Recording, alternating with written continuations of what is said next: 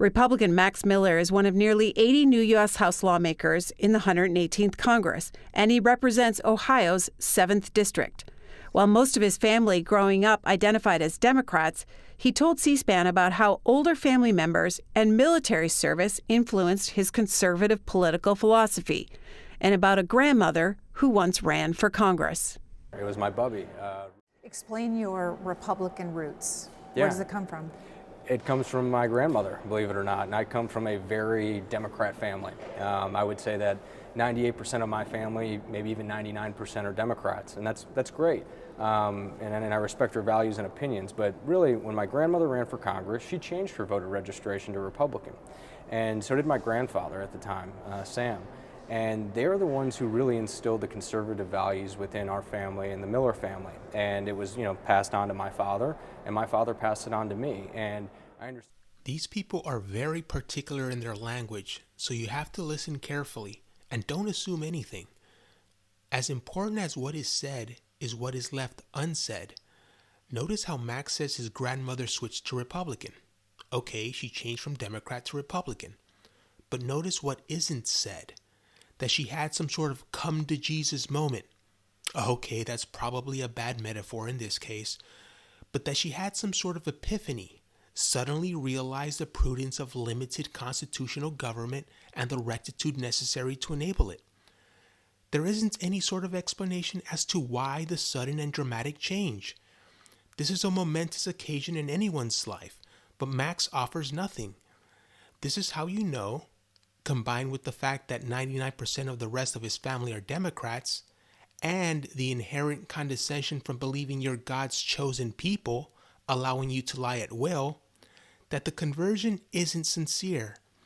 You have yourself a rhino, a Republican in name only, a leftist trying to infiltrate the Republican Party to move it to the communist left.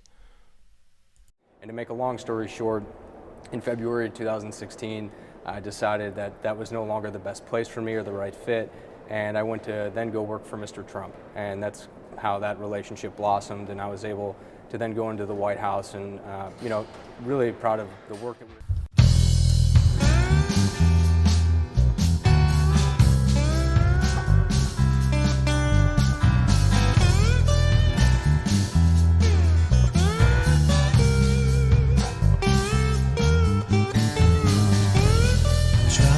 faster in my car, falling farther from just what we are. Smoke a cigarette and lie some more. These conversations kill. Falling faster in my car.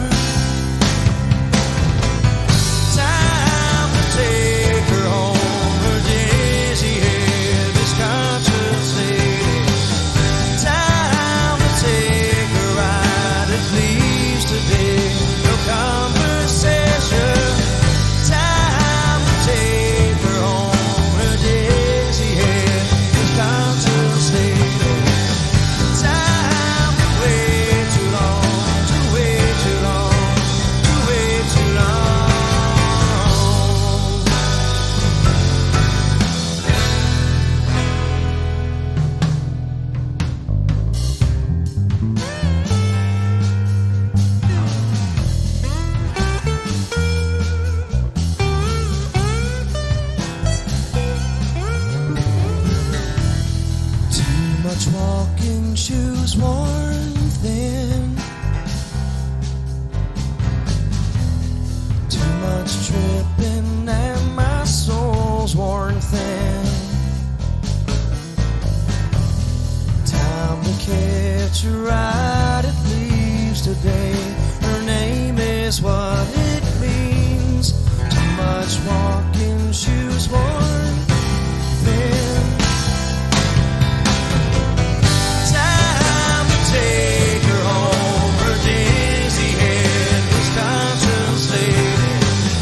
Time to take a ride, it leaves today. No conversation. Time to take her home, her dizzy head.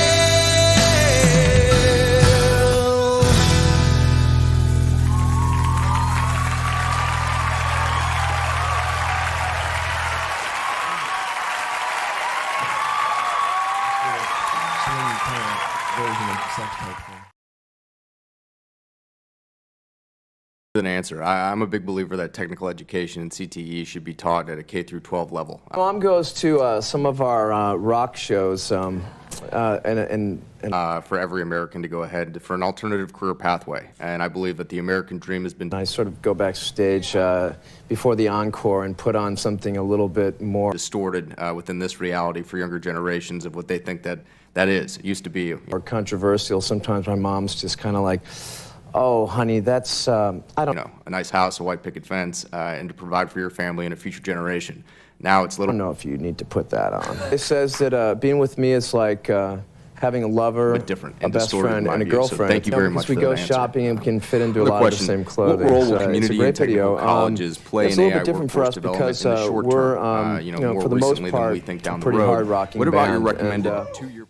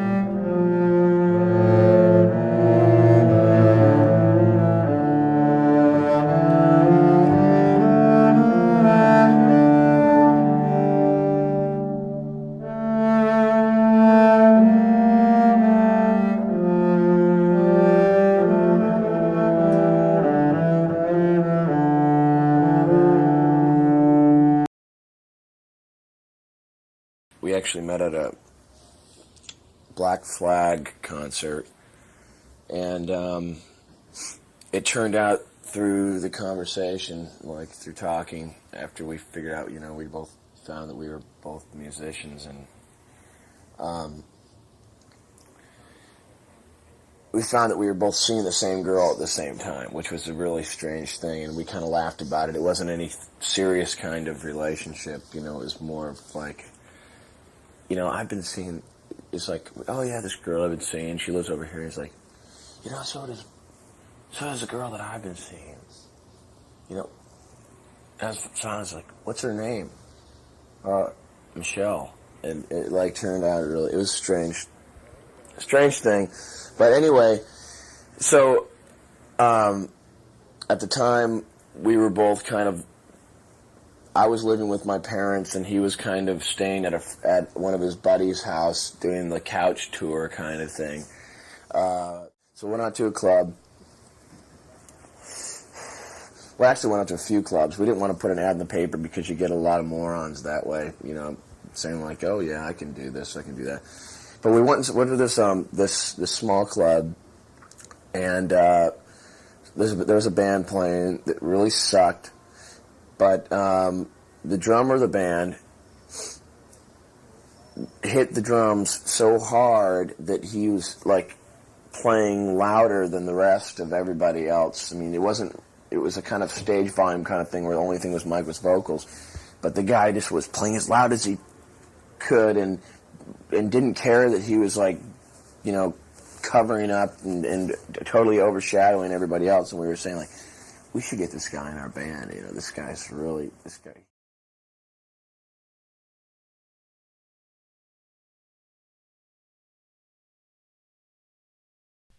While Scott's skin doesn't look bad for a supposed 48-year-old drug-abusing, hard-living rock star, assuming he was truthful about his age, Max's skin doesn't look old or wrinkly or suffering from third-rate plastic surgery. And in 2023, Scott would be 56 years old. Considering that, Max's skin is remarkably young-looking. I actually believe the drug-abusing, hard-living is just a front. These people must be highly disciplined to do what they do, to dedicate their entire lives to the achievement of something greater, world domination.